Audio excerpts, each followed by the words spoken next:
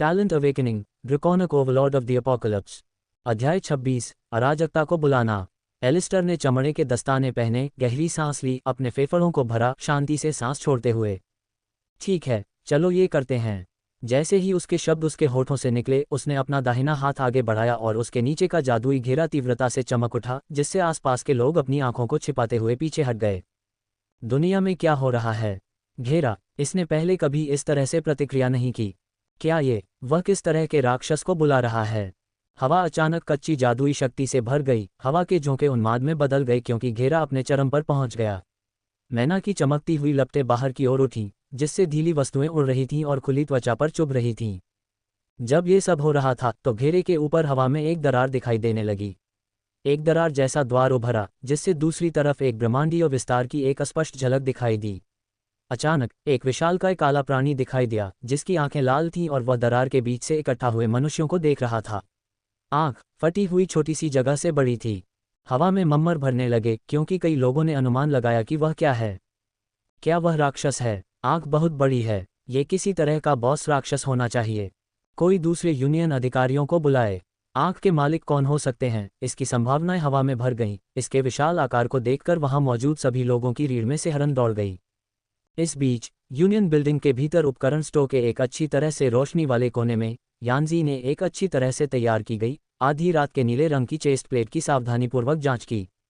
इसकी सतह एक हल्की जादुई आभा से चमक रही थी और इसकी वक्रता पर ऊंचे टायर के निशान देखे जा सकते थे। उसने काई के निरीक्षण के लिए इसे ऊपर उठाते हुए कहा, मेरी गतिशीलता शैली को पूरी तरह से पूरक करेगा। काय, एक लंबा, चौड़े कंधों वाला, भूरे बालों वाला युवक, जिसकी मुस्कान सहज थी, करीब झुका। उसकी गर्म हरी आंखें स्नेह से चमक रही थीं। बहुत बढ़िया चयन। डार्क मेटल आपकी बैंगनी आंखों को बहुत अच्छी तरह से पूरक करता है, आपकी समग्र सुंदरता को बढ़ाता है। वह सिर्फ आकर्षक ही नहीं था, काय हाउस ली का दूसरा बेटा था, जो मेगा सिटी आई पर शासन करने वाले 7 प्रमुख परिवारों में से एक था। स्थानिक हेरफेर के लिए उसकी रैंक प्रतिभा ने उसे अलग खड़ा कर दिया। वह अपने आप में एक प्रतिभाशाली व्यक्ति था। एलिस्टर द्वारा कहीं और फैलाई जा रही अराजकता से अनजान, उन्होंने अपने उपकरणों की खरीदारी जारी रखी। इन दस्तानों के बारे में क्या? यानजी ने पूछा। उसकी आवाज़ उत्साह से भरी हुई थी क्योंकि उसने चमकते नीले रंग के रन के साथ बिना उंगलियों वाले चमड़े के दस्तानों की एक जोड़ी उठाई थी। ऐसा लगता है कि उनमें कुछ मामूली मैना चैनलिंग गुण हैं। काई ने हंसते हुए एक को उसके हाथ से लिया और जटिल सिलाई की जांच की। वास्तव में वे हैं। अपनी प्रतिभा उपयोग दक्षता को अधिकतम करने के लिए एकदम सही। हालांकि, उसने अपनी आंखों में एक चंचल नज़र के साथ चिढ़ाते हुए कहा, शायद आपकी प्रकाश हेरफेर प्रतिभा पहले से ही इतनी शक्तिशाली है कि जो कोई भी आपके बहुत करीब आता है उसे पंगु बना दे, और जब वे आपको देखते हैं तो वे एक ट्रांस में फंस जाते हैं।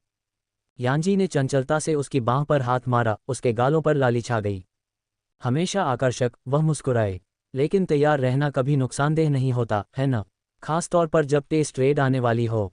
वे दोनों रेड फीनिक्स गिल्ड के सदस्य थे। अन्य सभी गिल्डों से अलग, रेड फीनिक्स गिल्ड ने नए रंगरूटों को उनकी प्रतिभा रैंक के अनुसार उच्च रैंक वाले टेस्ट रेड से गुजारा, उनकी क्षमताओं का आकलन करने के लिए एक पर्यवेक्षक की निगरानी में। उनके प्रदर्शन के आधार पर वे या तो आधिकारिक सदस्य बन जाते या फिर उनकी प्रतिभा रैंक की परवाह किए बिना तुरंत बाहर निकाल दिए जाते। इसलिए उन्हें तैयार होने की ज़रूरत थी। उनकी हंसी स्टोर में गूंज उठी। चेस्ट प्लेट और दस्तानों से संतुष्ट होकर यानजी ने एक बार फिर अलमारियों के चारों ओर देखा। शायद मजबूत जूते की एक जोड़ी भी अच्छी रहेगी। आप जानते हैं, मैं कालकोठरी में जो भी करूंगी उसके लिए हम अभी तक टाइप या इलाके को नहीं जानते हैं, इसलिए बेहतर है कि तैयार होकर आएं। काई ने चंचलता से भौहें उठाईं। स्टंपिंग, थोड़ा बर्बर लगता है न? यानजी ने अपनी जीभ बाहर निकाली। उसकी बैंगनी आंखों में एक चंचल भाव था। बस तब तक प्रतीक्षा करें जब तक आप मुझे कार्रवाई में नहीं देखते, फिर आप देखेंगे कि मैं कितना अद्भुत हूं। मजबूत जूते हासिल करने के बाद उन्होंने मंत्रमुग्ध पाउच और रत्न ताबीज के चयन के माध्यम से ब्राउज किया। अंत में एक थैली पर बस गए जो अतिरिक्त मैना औषधि और एक सुंदर नीलम ताबीज रखने में सक्षम थी। उपकरणों से भरे अपने शॉपिंग बैग के साथ यानजी ने एक संतुष्ट आह के साथ हाथ बढ़ाया। ठीक है, मुझे लगता है कि हम जाने के लिए तैयार हैं। सहमत हैं, काई ने अपने बैग को अपने कंधे पर लटकाते हुए जवाब दिया। चलो इस जगह पर और अधिक भीड़ होने से पहले बाहर निकलते हैं। जैसे ही वे उपकरण स्टोर से बाहर निकले, उनके कानों में हंगामे की आवाज़ें गूंजने लगीं। यूनियन बिल्डिंग के क्षेत्र के आसपास लोगों की भीड़ जमा हो गई थी। उनकी आवाज़ें ऊंची हो गईं क्योंकि भ्रम और उत्साह की आवाज़ें हवा में भर गईं। कच्ची जादुई ऊर्जा से भरी हवा का एक अजीब झोंका उनके बालों को झकझोर गया और उनकी रीढ़ में सिहरन पैदा कर दी। दुनिया में क्या हो रहा है? काई ने भौहें सिकुड़ी, उसकी भौहें सिकुड़ गई। चिंता। यानजी ने कंधे उचकाए, उसकी आंखों में जिज्ञासा थी। मुझे समझ नहीं आया, लेकिन ये दिलचस्प लग रहा है। शायद हमें इसे देखना चाहिए। काई ने एक पल के लिए हिचकिचाहट दिखाई, फिर सिर हिलाया। ठीक है, देखते हैं कि सारा हंगामा किस बात पर है। बस सावधान रहना, ठीक है। ऊर्जा के उछाल और बढ़ते शोर के बाद वे भीड़ को चीरते हुए आगे बढ़े, आखिरकार हंगामे के स्रोत पर पहुंच गए। उनके सामने एक विशाल स्पंदनशील सम्मन चक्र तीव्रता से चमक रहा था, हवा में कच्चे जादू की चिंगारी गूंज रही थी। काई ने पास के एक छात्र को धक्का दिया, उसकी आवाज़ भीड़ की आवाज़ों के बीच मुश्किल से सुनाई दे रही थी। क्षमा करें, लेकिन यहाँ क्या हो रहा है? छात्र, एक चौड़ी आंखों वाला लड़का जिसके सुनहरे बाल थे, ने स्पंदनशील चक्र की ओर इशारा किया। अकादमियों में से कोई प्रतिभाशाली व्यक्ति कुछ बुलाने की कोशिश कर रहा है। मुझे नहीं पता क्या है, लेकिन ये डरावना लग रहा है। यानजी की भौहें उलझन में सिकुड़ गईं। समन, यह एक सम्मन है। बड़ी आंखों वाले छात्र ने घबराहट में सिर हिलाया। हाँ, अकादमियों से कोई प्रतिभाशाली व्यक्ति। वे कहते हैं कि वह एक असली प्रतिभाशाली व्यक्ति है, लेकिन यह उसकी श्रेणी से बाहर दिखता है। उसने घूमते हुए जादू के घेरे के केंद्र की ओर उंगली उठाई। देखा, वह वहाँ है। जैसे ही यानजी ने अपनी नज़र उस ओर घुमाई जहां उसने इशारा किया, उसकी आंखें आश्चर्य से चौड़ी हो गईं। रुको, है ना? अध्याय 27, गलत तरीके से बुलावा। बोनस अध्याय। यानजी की सांसें चौंककर रुक गईं जब उसकी नज़र बुलावा घेरे में खड़ी आकृति पर पड़ी। ऐसा नहीं हो सकता। काले कपड़े, हवा के झोंके में उसके चेहरे पर लहराते काले बाल। ये वही था, एलिस्टर। यानजी पर भावनाओं की एक लहर छा गई। भ्रम, गुस्सा और डर का एक स्पर्श उसके दिल को जकड़ रहा था। एलिस्टर यहाँ क्या कर रहा था? और वह आखिर किसको बुलाने की कोशिश कर रहा था? उसकी नज़र घेरे में मौजूद आकृति और काई के बीच घूम रही थी, जो उसके बगल में खड़ा था। उसके चेहरे पर चिंता का भाव था। यानजी, तुम ठीक हो? काई ने चिंतित होकर पूछा। उसने देखा कि कैसे उसकी पकड़ उसके बैग के पट्टे पर कस गई थी, उसकी उंगलियां सफ़ेद हो रही थीं। यानजी ने बोलने के लिए अपना मुंह खोला, लेकिन कोई शब्द नहीं निकला। उसका दिमाग तेजी से दौड़ रहा था, ये समझने की कोशिश कर रहा था कि क्या हो रहा है। उसके दिमाग में हजारों सवाल घूम रहे थे। क्या यह उसे वापस पाने के लिए किसी तरह की बड़ी शरारत थी, या एलिस्टर वाकई किसी शक्तिशाली चीज को बुला रहा था? यानजी ने मुस्कुराने की कोशिश की, उसकी आवाज में तनाव था। मैं ठीक हूं, उसने झूठ बोला। हालांकि उसकी मुस्कान बरकरार नहीं रह सकी। उनके सामने का दृश्य भयावह था। घेरे में दरार बड़ी हो गई थी, जिसमें एक विशालकाय ओब्सीडियन चमड़ी वाला प्राणी दिखाई दे रहा था जिसकी आंखें लाल थीं।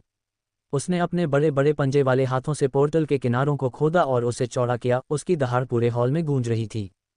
दहशत फैल गई। प्राणी की दहाड़ के ऊपर चीख पुकार मच गई और लोग पीछे की ओर भागे। सख्त हाव भाव और प्रभावशाली यूनियन वर्दी वाले पुरुषों का एक समूह भीड़ के बीच से निकलकर आदेश देते हुए आगे बढ़ा। सब लोग पीछे हटो, पोर्टल से दूर हटो। ये किसी तरह का कालकोठरी ब्रेक लगता है। कालकोठरी ब्रेक? मुझे लगा कि यह कोई बुलावा है। वह कालकोठरी तोड़ने का कारण बन रहा है। यानजी को बमुश्किल ही इस शोरगुल का पता चल पाया। उसकी नज़र घेरे में खड़े व्यक्ति एलिस्टर पर टिकी हुई थी। वह भीड़ की तरफ पीट करके खड़ा था। ऐसा लग रहा था कि उसे इस बात का बिल्कुल भी एहसास नहीं था कि उसने क्या अराजकता फैलाई है। यूनियन के उच्च पदस्थ अधिकारियों में से एक लंबा आदमी जिसका चेहरा सख्त था, अधिकारियों की कतार में से निकल कर आया। वह विक्टर था। उसने तुरंत पहचान लिया कि घेरे के बीच में कौन था।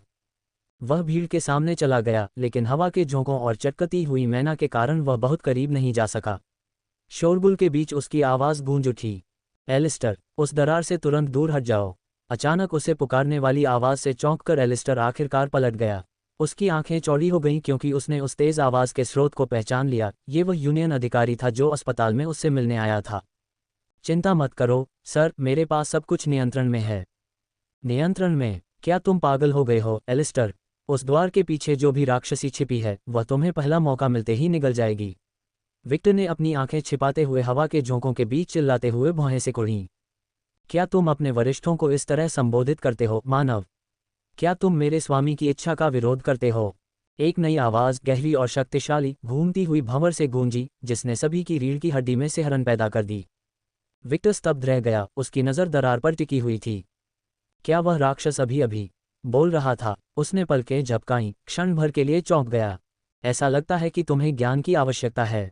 जैसे कि संकेत पर दरार और खुल गई, जिससे एक विशाल ड्रेकोनिक सिर दिखाई दिया। इसके ओब्सीडियन तराजू चमक रहे थे और इसकी आंखें तीव्र लाल चमक से जल रही थीं। हालांकि कई लोगों ने इसे असली ड्रैगन समझ लिया था, लेकिन आकार और बड़े सींगों की कमी से पता चलता था कि यह एक ड्रेक था जो फिर भी एक भयानक शिकारी था। भीड़ से कई तरह की सांसें और बड़बड़ाहटें फूट पड़ीं। बुलावा गलत हो गया है। ये निश्चित रूप से एक बॉस राक्षस है। मैंने सोचा था कि ड्रैगन सिर्फ मिथक हैं। विक्टर को लगा कि उसके ऊपर भय की लहर छा गई है। एक भयावह स्मृति उभरी, बेचैनी की वह भावना जब लापरवाह एलिस्टर एक विजेते रैंक कालकोठरी से बाहर निकला। वह कौन सी अपंग करने वाली अनुभूति थी जिसने उसके दिल को जकड़ लिया और उसके अंगों को भारी कर दिया। वह एक उच्च पदस्थ संघ अधिकारी, एक अनुभवी योद्धा था। ये भावना उसके लिए अजनबी थी। ये बेचैनी क्या है? उसने उन्मत्त होकर सोचा। मैं एक उच्च पदस्थ अधिकारी हूँ, एक शक्तिशाली योद्धा। ये समझ में नहीं आता। मैं क्यों नहीं हिल सकता? ये डर है, मानव पूर्ण, दुर्बल करने वाला डर। तुम्हें पता है, गहराई से, कि तुम मेरी उपस्थिति में कुछ भी नहीं हो। जवाब में आवाज़ फिर से गूंजी, जिससे विक्टर की नज़रें उस जीव पर टिक गईं। उसने अपने दांत पीस लिए और वहां मौजूद दूसरे अधिकारियों की तरफ देखा। उसने देखा कि वे सभी डरे हुए थे, ठीक वैसे ही जैसे वह था। हालांकि उन्होंने इसे छिपाने की कोशिश की, लेकिन वह जानता था कि वे इस राक्षस से ऐसी हालत में लड़ने के लिए बिल्कुल भी तैयार नहीं थे। जाओ, डायरेक्टर को पकड़ो, विक्टर ने महिला यूनियन सदस्य पर चिल्लाते हुए उसे चौंका दिया। राइट, उसने हकलाते हुए कहा और डायरेक्टर के दफ्तर की तरफ तेजी से बढ़ गई। जैसे ही महिला गलियारे से नीचे गायब हो गई, विक्टर ने खुद को मजबूत किया। वह अपने डर को पूरी तरह से अपने पर हावी नहीं होने देना चाहता था। उसे उन्हें कुछ समय देना था। अपनी आंखों में दृढ़ निश्चय के साथ वह पोर्टल की ओर वापस मुड़ा। उसकी नज़र ड्रेक की गहरी निगाह से मिली। महिला यूनियन सदस्य बिना खटखटाए डायरेक्टर के दफ्तर में घुस गई। विशाल कमरा, जो आमतौर पर शांत और साफ रहता था, अब अस्त व्यस्त हो गया था। डेस्क पर कागज बिखरे पड़े थे और आधा खाया हुआ नाश्ता चाय के भाप से भरे कप के पास रखा हुआ था। डायरेक्टर, वहाँ मुसीबत है, उसने हौंफते हुए कहा। उसकी आवाज़ जल्दबाजी के बावजूद थोड़ी कांप रही थी। डायरेक्टर एथेल, एक लंबा, भूरे बालों वाला आदमी, जिसका चेहरा पुराना और नीली आंखों वाला था, रिपोर्ट से ऊपर देखा और भौहें सिकोड़ी। अपने शांत व्यवहार के बावजूद उसने तीव्र शक्ति का आभास दिया। शांत हो जाओ, टिया। क्या बात है? टिया ने गहरी सांस ली, अपने विचारों को समेटने की कोशिश करते हुए। ये यूनियन बिल्डिंग है। वहाँ एक विशाल राक्षस है। ये केंद्रीय प्लाजा में खुली दरार से आया है और यह सभी को डरा रहा है। एथेल ने भौहें उठाईं। एक विशाल राक्षस? विस्तार से बताओ, टिया। हम किस तरह के राक्षस की बात कर रहे हैं? उसने शांति से पूछा। वह अभी भी उस राक्षसी जीव को देखकर कांप उठी थी। वहाँ एक बुलावा गलत हो गया है। एक दरार खुल गई है और दूसरी तरफ एक विशालकाय प्राणी भी है जो बाहर आना चाहता है। ये बहुत बड़ा है, काले तराजू और चमकती आंखों वाला। विक्टर को लगता है कि यह एक ड्रैगन हो सकता है, टिया ने अचानक कहा। उसके डर ने उसे प्रोटोकॉल के प्रति अपने सम्मान को खत्म करने के लिए मजबूर कर दिया। निर्देशक के चेहरे पर आश्चर्य की एक झलक दिखाई दी, जो एक गंभीर भाव में बदल गई। उसने टिया से आंखें मिलाईं, उसकी नज़र तीव्र थी। क्या तुम पूरी तरह से निश्चित हो, टिया? यूनियन बिल्डिंग में एक ड्रैगन? उन जीवों को मिथक माना जाता है। यूनियन बिल्डिंग में दरार बनने की अत्यधिक असंभावित संभावना का उल्लेख नहीं करना चाहिए। टिया ने उसकी नज़र से नज़र मिलाई। उसके डर की जगह गंभीरता की नज़र ने ले ली। हाँ सर, मैंने इसे खुद देखा है। यह ऐसा कुछ नहीं है जो मैंने पहले कभी देखा है। अध्याय 28, नियंत्रित अराजकता, बोनस अध्याय। निदेशक ने और समय बर्बाद नहीं किया। वह अपनी उम्र के हिसाब से आश्चर्यजनक रूप से तेजी से अपनी कुर्सी से उठे। बहुत अच्छा, उन्होंने कहा। उनकी आवाज़ में बहस के लिए कोई जगह नहीं थी। आपातकालीन निकासी प्रोटोकॉल तैयार करें, लेकिन सावधानी से। हम नागरिकों में दहशत पैदा नहीं करना चाहते। उन्होंने अपनी कुर्सी के पीछे लटके एक भारी कोट को पकड़ा और उसे पहन लिया। वह स्थिति की गंभीरता के बावजूद शांति से चलते हुए दरवाजे के पास से गुजरे। लेकिन लिफ्ट की ओर जाने के बजाय उन्होंने सीढ़ियों की ओर एक तेज मोड़ लेकर टिया को आश्चर्यचकित कर दिया। हम सीढ़ियों से जाएंगे, ये तेज होगा, उन्होंने पहले कुछ कदम नीचे उतरते हुए कहा। जब वह सीढ़ियों से नीचे भागे तो उनके दिमाग में कई विचार घूम रहे थे। भारी सुरक्षा वाले यूनियन भवन में दरार कैसे पड़ सकती है? भूमिगत गहराई में स्थित मैना डिसेप्टर्स को ऐसी घटनाओं को रोकना था। फिर भी हम यहाँ हैं, एक संभावित ड्रैगन खतरे का सामना कर रहे हैं। हमें अपना काम पूरा करना होगा। एथेल ने सोचा। उसे इमारत, उसके निवासियों की रक्षा करनी थी और सबसे महत्वपूर्ण बात, इस अप्रत्याशित खतरे को और बढ़ने से पहले रोकना था। ... एक अंतिम, कान फाड़ देने वाली दरार के साथ दरार पूरी तरह से खुल गई। भंवर से विशाल काले ड्रेक का उदय हुआ। मौजूद सभी लोग चौंक गए। अनुभवी अधिकारियों से लेकर चौड़ी आंखों वाले छात्रों तक सहज रूप से युद्ध की मुद्रा में आ गए। हथियार निकाले गए, तत्व उंगलियों पर मूर्त रूप ले रहे थे और उन सभी के चेहरे पर घबराहट का भाव था। लेकिन इससे पहले कि कोई और प्रतिक्रिया कर पाता, ड्रेक ने सभी को चौंका दिया। एक जोरदार दहाड़ लगाने या अचानक आग उगलने के बजाय उसने अपना विशाल सिर इस तरह से नीचे किया कि उसे केवल एक धनुष के रूप में देखा जा सकता था। बिना मुंह हिलाए उसकी गहरी आवाज पूरे हॉल में गूंज उठी। सिंडर अपने स्वामी का अभिवादन करती है। वहां मौजूद हर कोई पूरी तरह से भ्रमित था। राक्षस हमला क्यों नहीं कर रहा है? क्या वह आदमी वास्तव में इस राक्षस को नियंत्रित कर रहा है? क्या तुमने सुना? इसने उसे अपना स्वामी कहा। विक्टर अभी भी अपने हथियार को कसकर पकड़े हुए था। उसे लगा कि उसका दिमाग घूम रहा है। क्या ये किसी तरह का भ्रम है? क्या एलिस्टर ने वास्तव में इस राक्षस को बुलाया है? इसे नियंत्रित करने की तो बात ही छोड़िए। सभी लोग तुरंत क्षेत्र खाली कर दें। ये स्थिति अप्रशिक्षित दर्शकों के लिए नहीं है। तभी एक तेज आवाज पूरे स्थान पर गूंज उठी। निर्देशक एथेल सीढ़ियों से नीचे भागते हुए भीड़ की ओर बढ़े। उन्होंने दृश्य को देखा। उनकी आंखें उनके सामने मौजूद राक्षसी ड्रेक पर टिक गईं। एक पल के लिए एथेल रुक गए। उनके पुराने चेहरे पर आश्चर्य और विस्मय के भाव थे। उन्होंने अपनी नजरें सिकोड़ लीं और उस प्राणी से निकलने वाली विशाल शक्ति और आकार को देखा। तो यह एक पौराणिक प्राणी की उपस्थिति जैसा लगता है, उन्होंने खुद से कहा। उनके होंठों से एक हल्की सी हंसी निकल रही थी, लेकिन उनकी आंखों में जो खुशी थी वह जल्दी ही गायब हो गई और उसकी जगह एक गहन नज़र ने ले ली। हवा घुटन भरी लग रही थी। सिंडर और निर्देशक की नज़रें मिलते ही हर कोई तनाव में आ गया। एथेल ने ड्रेक की बारीकी से जांच की, दुश्मनी के किसी भी संकेत की तलाश में। यह हमला क्यों नहीं कर रहा है? मैंने जो कुछ भी समझा है उसके अनुसार यह उस इच्छा को बुलावा था जो नियंत्रण से बाहर हो गई थी। एथेल ने अपनी नज़र उस आकृति की ओर घुमाई जो उस विशाल राक्षस के सामने खड़ी थी। क्या ये वास्तव में इस लड़के के नियंत्रण में है या कोई और मकसद है? अब जब मैं उसे देखता हूं तो वह परिचित लगता है। क्या ये वह लड़का नहीं है जिसके बारे में मैजिस्टर ने मुझे बताया था? मुझे लगता है कि उसने कहा था कि उसकी प्रतिभा रैंक। एथेल मुस्कुराई। लगता है अब सब कुछ समझ में आने लगा है। मेरे प्रभु, ये मनुष्य हमारे खिलाफ खड़े हैं। क्या मुझे उन्हें जला देना चाहिए? जब उसने चुप्पी तोड़ी तो सिंडर की आवाज़ गूंजी जो गहरी और डरावनी थी। भीड़ में से एक सामूहिक आह निकली। राक्षस वास्तव में बात कर रहा था और वह एक बेफिक्र एलिस्टर से हमला करने की अनुमति मांग रहा था। एलिस्टर, जो शांत भाव से सिंडर को घूर रहा था, आखिरकार बोला, नहीं सिंडर, तुम किसी को या किसी भी चीज़ को जलाकर राख नहीं करोगे।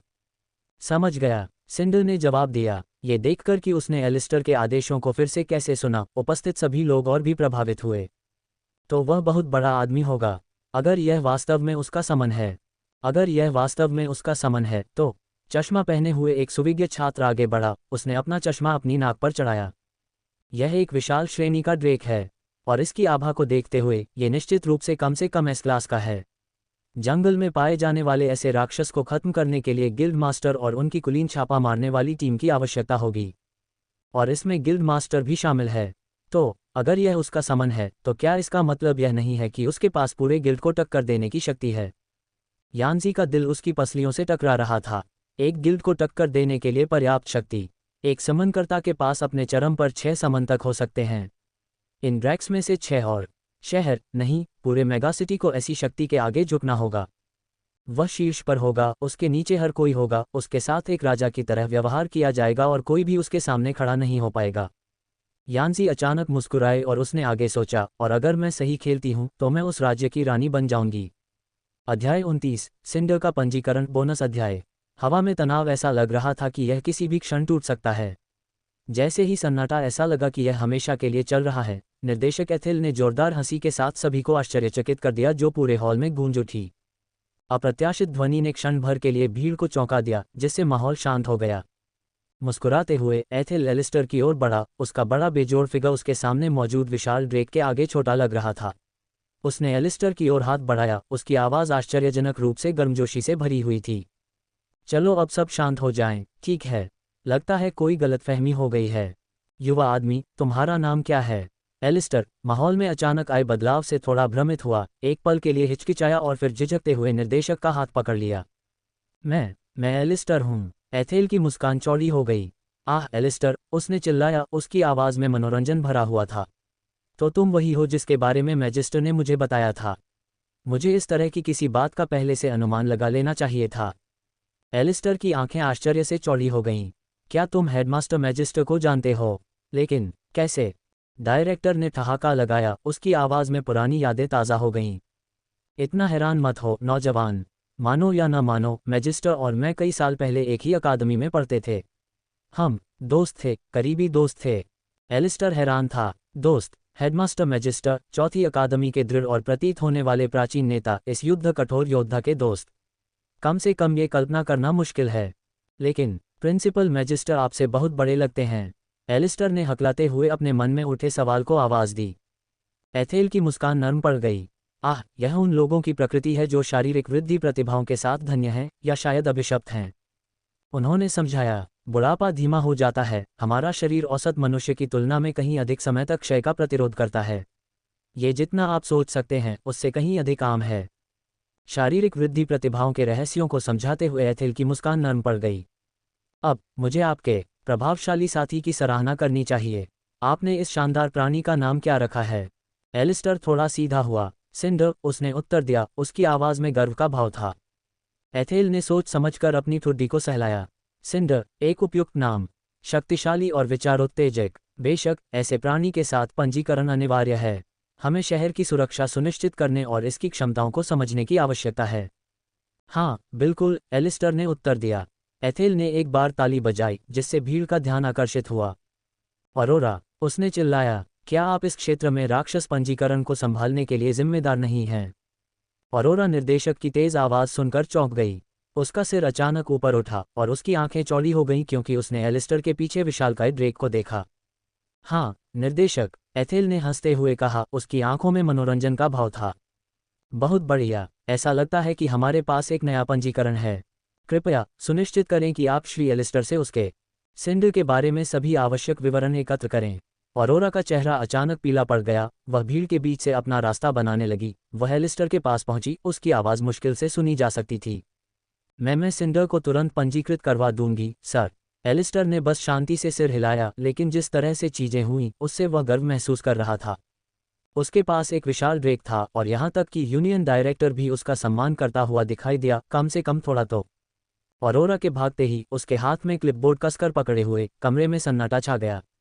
सभी की नज़रें एलिस्टर और सिंडर पर टिकी थीं। पहला एक युवा व्यक्ति था जिसे सुर्खियों में लाया गया था, दूसरा कच्ची शक्ति का विशाल अवतार था। यूनियन के अधिकारी अपने संयम को पुनः प्राप्त करते हुए आदेश देने लगे, चले जाओ, यह क्षेत्र अगली सूचना तक प्रतिबंधित है। भीड़ में फुसफुसाहट और अटकलें चिंगारी की तरह उड़ रही थीं। क्या तुमने वह देखा? एक असली ड्रेक। वह अवश्य ही विलक्षण प्रतिभा वाला होगा। आपको क्या लगता है कि अब वह किस गिल्ड में शामिल होगा? कोई भी गिल्ड। उसके साथ ऐसे प्राणी के होने पर वे उसका खुले दिल से स्वागत करेंगे। मुझे आश्चर्य नहीं होगा अगर गिल्ड मास्टर्स के बीच बोली लगाने की जंग हो। जबकि भीड़ अटकलों से गुलजार थी, अरोरा ने हाथ में होलोपैड लेकर पंजीकरण प्रक्रिया के लिए एलिस्टर का साक्षात्कार लिया। ठीक है एलिस्टर, पंजीकरण के उद्देश्य से मुझे आपके साथी के बारे में कुछ विवरण चाहिए। ओह ठीक है, एलिस्टर ने हकलाते हुए कहा, अभी भी घटनाओं के मोड़ से थोड़ा अभिभूत था। उसका नाम सिंडर है और उसकी प्रजाति के लिए। वह रुका, विशालकाय ड्रेक की ओर देखते हुए। मुझे लगता है कि वह एक ब्लैक क्रिम्सन ड्रेक है। अरोरा ने अपने होलोपैड पर उग्रता से टैप किया। ब्लैक क्रिम्सन ड्रेक, समझ गया। और वह स्पष्ट रूप से विशाल वर्ग में है, इसलिए मैं उसे भी नीचे रख दूंगी। क्या आप उसके ग्रेड के बारे में जानते हैं या ये कुछ ऐसा है जिसे मुझे मापना होगा? उसके शब्दों ने एलिस्टर के विचारों को दौड़ा दिया। मुझे याद है कि किसी ने कहा था कि वह उसकी आभा के कारण उसे एस रैंक होना था, लेकिन जब मैंने उसे बुलाया तो ओवरलॉर्ड सिस्टम ने कहा कि वह ए रैंक है। लेकिन अब टैलेंट विंडो कुछ अलग ही कह रही है। एलिस्टर ने अपनी नज़र नीली टैलेंट विंडो की ओर घुमाई, जिसमें नोटिफिकेशन था।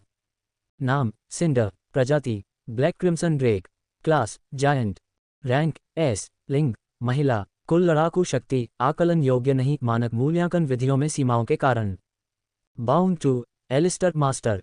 आंकड़े HP अपार, MP उच्च, ATK विनाशकारी, DEF अभेद्य, M ATK शक्तिशाली, M DEF उच्च, SPD प्रभावशाली।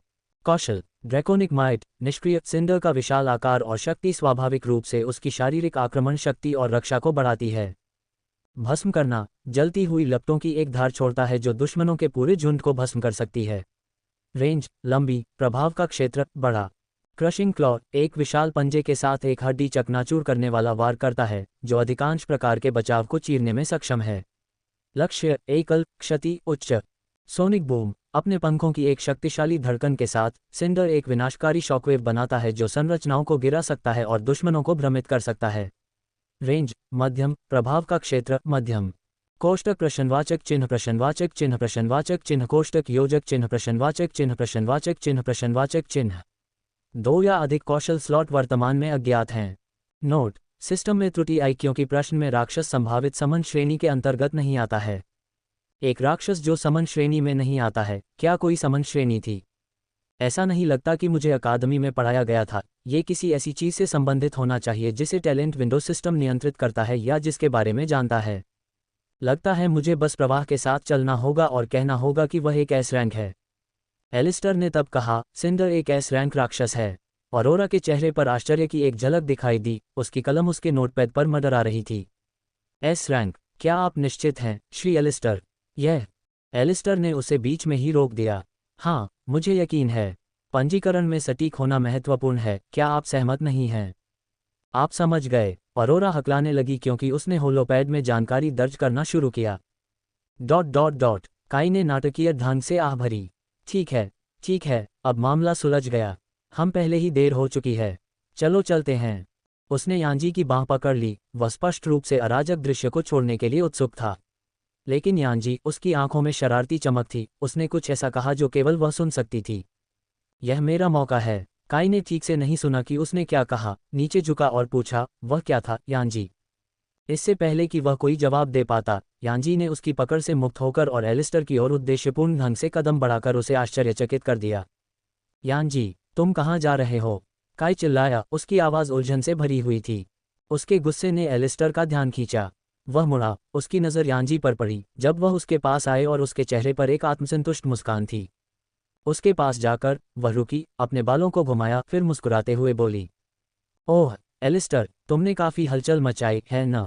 ये सब शक्ति, ये शानदार प्राणी, तुम ये सब किसी कारण से कर रहे होगे, है न? और मैं जानता हूं कि वह कारण क्या है। तुम मुझे वापस चाहते हो, है न? 30 टूटा हुआ अभिमान। एलिस्टर रुका, फिर यांजी को उदासीनता से देखा, जो ठंडक की सीमा पर थी। अतीत का घबराया हुआ लड़का चला गया था, उसकी जगह कोई ऐसा व्यक्ति खड़ा था जो कुछ ही पलों में बूढ़ा हो गया था। तुम गलत हो, यांजी। यांजी, उसके ठंडे व्यवहार से स्पष्ट रूप से आश्चर्यचकित होकर उपहास किया। गलत? किस बारे में? क्या तुम इतने शर्मीले हो कि तुम इसे स्वीकार भी नहीं कर सकते? यांजी, तुम क्या कर रहे हो? काई की आवाज़ हवा में गूंजी, जिसने सन्नाटा तोड़ दिया। यांजी ने एक बार फिर से मुंह फेरा, उसके चेहरे पर एक जबरदस्ती की मुस्कान थी। बस एक पुराने सहपाठी काई से बात कर रहा था। हम एक ही अकादमी में हुआ करते थे। काई ने भौहें उठाईं, ओह सच में? ठीक है, मैं वहाँ तुम्हारा इंतज़ार कर रहा हूँ। उसने प्रवेश द्वार के पास इकट्ठे हुए लोगों के एक समूह की ओर इशारा किया। यांजी ने उपेक्षापूर्वक हाथ हिलाया। ठीक है, डार्लिंग, बस 1 मिनट। जैसे ही काई भीड़ में गायब हो गया, एलिस्टर खुद को रोक नहीं पाया और उसने पूछा, क्या वह तुम्हारा बॉयफ्रेंड है, यांजी? यांजी के होठों पर एक आत्मसंतुष्ट मुस्कान दिखाई दी। क्या तुम्हारी आवाज़ में ईर्ष्या है, एलिस्टर? एलिस्टर की प्रतिक्रिया अचानक खिलखिलाहट थी। ईर्ष्या? मैं बिल्कुल भी नहीं। अगर कुछ है तो मैं राहत महसूस कर रहा हूँ। तुम्हारे जैसे टाइम बम के साथ घूमने का विचार। खैर, चलो बस इतना ही कहूँ कि मुझे उस आदमी के लिए थोड़ी सहानुभूति महसूस होती है। यांजी की मुस्कान एक पल के लिए फीकी पड़ गई, क्योंकि वह अचानक गुस्से में आ गई। ओह, तुम नाराज़ हो कि मैंने तुम्हें छोड़ दिया, बड़ी बात है। लेकिन तुम अभी भी मुझसे प्यार करते हो, है न? अन्यथा तुम मुझे उस दिन क्यों ढूंढते जब मैं खरीदारी करने गया था, सिर्फ इस सम्मान अनुष्ठान को करने के लिए? क्या तुम्हें ढूंढा? एलिस्टर ने स्पष्ट रूप से भ्रमित होकर पूछा। यांजी की मुस्कान लौट आए, इस बार और भी ज्यादा, क्योंकि उसने संतुष्टि से भरा चेहरा बनाया हुआ था। नोव एल बी JNN। मूर्ख मत बनो, एलिस्टर। तुमने ज़रूर किसी शीर्ष सूचना दलाल को पैसे दिए होंगे ताकि पता चल सके कि मैं कहाँ हूँ, है न? ताकि तुम अपना छोटा हीरो वाला पल पा सको और मुझे वापस जीत सको। वह और करीब झुकी, उसकी आवाज़ फुसफुसाहट में बदल गई। मैं तुम्हें अच्छी तरह समझती हूँ, एलिस्टर। तुम्हारा ये दिखावा मुझ पर काम नहीं करेगा। लेकिन तुम जानते हो क्या?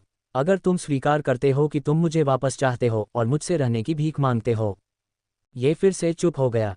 गोलीबारी में फंसी ऑरोरा एलिस्टर और यांजी के बीच देखती रही, हर गुजरते पल के साथ और भी असहज महसूस करती रही। सिंड ने महसूस किया कि एलिस्टर का गुस्सा बढ़ रहा है। उसका बड़ा सिर घूम गया, लाल आंखें यांजी को देखकर सिकुड़ गईं और उसके गले में एक धीमी सी गड़गड़ाहट हुई। आखिरकार एलिस्टर ने चुप्पी तोड़ी। भ्रम में, यांजी, यही वह शब्द है जिसका मैं तुम्हें वर्णन करने के लिए उपयोग करूंगा। मुझे नहीं पता कि तुम खुद को क्या समझते हो, लेकिन स्पष्ट रूप से तुम्हारी धारणा तिरछी है। शायद यही कारण है कि हेडमास्टर को तुम्हारे पिता को पालने पर इतना पछतावा होता है। मेरा मतलब है, देखो तुम कैसे बन गए। क्या तुम सच में मानते हो कि तुम किसी तरह का पुरस्कार हो कि दुनिया तुम्हारे इर्द गिर्द घूमती है? कृपया मुझे मत हंसाओ, तुम्हारे पास सिर्फ एक ही चीज़ है जो तुम्हारे लिए अच्छी है, वो है तुम्हारा रूप। यांजी के चेहरे पर चोट की एक झलक उभरी, जो जल्दी ही विद्रोह के भाव में बदल गई। उसने चिल्लाने के लिए अपना मुंह खोला, लेकिन एलिस्टर ने उसे रोक दिया। उसकी आवाज़ तेज हो गई। अकादमी में वापस, अगर तुम भूल गए हो तो तुम व्यवहारिक और सैद्धांतिक दोनों ही अध्ययनों में सबसे पीछे थे। सिर्फ हेडमास्टर की गलत करुणा के कारण ही तुम्हें निष्कासित नहीं किया गया।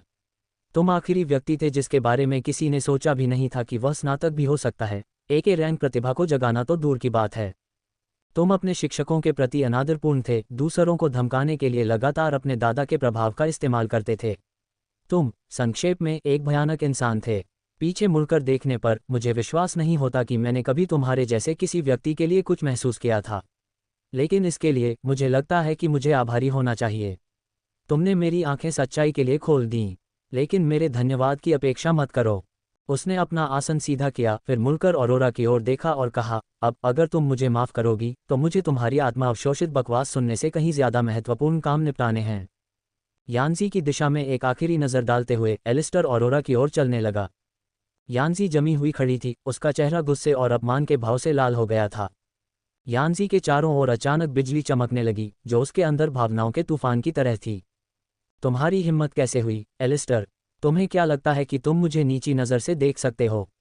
क्योंकि तुम एक प्रतिभाशाली आदर्श छात्र थे। एलिस्टर अचानक बिजली की चमक से चौंक गया, अपनी जगह पर रुक गया। वह पीछे मुड़ा, उसके छोटे से प्रदर्शन के बावजूद बेफिक्र दिख रहा था। ऑरोरा घबराहट में आंखें फैलाए चिल्लाई, मैडम, लोगों को यूनियन ऑफिस के अंदर अपनी प्रतिभा का उपयोग करने की अनुमति नहीं है। ये कानून के खिलाफ है। लेकिन यांजी ने उसे अनदेखा कर दिया। इससे कोई फर्क नहीं पड़ता कि तुम क्या कहते हो, एलिस्टर। वह गुस्से में चिल्लाए, मैं एक एलिमेंटल हूँ, तुम तो बस एक साधारण समन करता हो। तुम्हारी हिम्मत कैसे हुई मुझे नीची नज़र से देखने की? इससे पहले कि कोई प्रतिक्रिया कर पाता, यांजी आगे की ओर झपटी। उसके फैले हुए हाथ में चटकती हुई बिजली की एक गेंद बन गई, जो सीधे एलिस्टर पर निशाना साध रही थी। हमला इतना अचानक, इतना अप्रत्याशित था कि एलिस्टर को प्रतिक्रिया करने का समय ही नहीं मिला। जैसे ही बिजली की गेंद टकराने वाली थी, पूरे हॉल में एक गहरी, कर्कश दहाड़ गूंज उठी। सिंडर ने बिजली की गति से प्रतिक्रिया की, अपनी ही तरह की। उसका विशाल सिर यांजी की ओर मुड़ा, लाल आंखें क्रोध से जल रही थीं। अहंकारी इंसान, उसकी आवाज़ तेज थी, जिससे इमारत की नींव हिल रही थी। सिंडर ने अपने पैर को इतनी तेजी से घुमाया कि उसके आकार के हिसाब से यह संभव नहीं लग रहा था। विशाल अंग यांजी के पेट से सीधे टकराया, जिससे वह युवती हॉल में चितवे की तरह उड़ गई। वह हवा में उछलते हुए चिल्लाई, उसका शरीर मुड़ रहा था और मुड़ रहा था, इससे पहले कि वह जोरदार धमाके के साथ दूसरी तरफ रखे कांच के डिस्प्ले केस से टकराई। कमरे में बहरा करने वाली धमाकेदार आवाज़ हॉल में गूंजी, जिससे भ्रम और घबराहट की स्थिति पैदा हो गई। लोग अपने सिर इधर उधर घुमाते हुए उस आवाज़ के स्रोत की तलाश कर रहे थे जो उनकी हड्डियों को हिला रही थी। उत्सुक दर्शकों की भीड़ उस जगह के आसपास इकट्ठा होने लगी जहां यांजी उतरी थी। वहां टूटे हुए डिस्प्ले केस में युवती लेटी हुई थी। उसके अंग अप्राकृतिक कोनों पर मुड़े हुए थे और कांच के दांतेदार टुकड़े उसके मांस से बाहर निकले हुए थे। संगमरमर के फर्श के चारों ओर खून जमा हो गया। आपका उपहार मेरी रचना के लिए प्रेरणा है। मुझे और प्रेरणा दें, ज़रबलुरिस।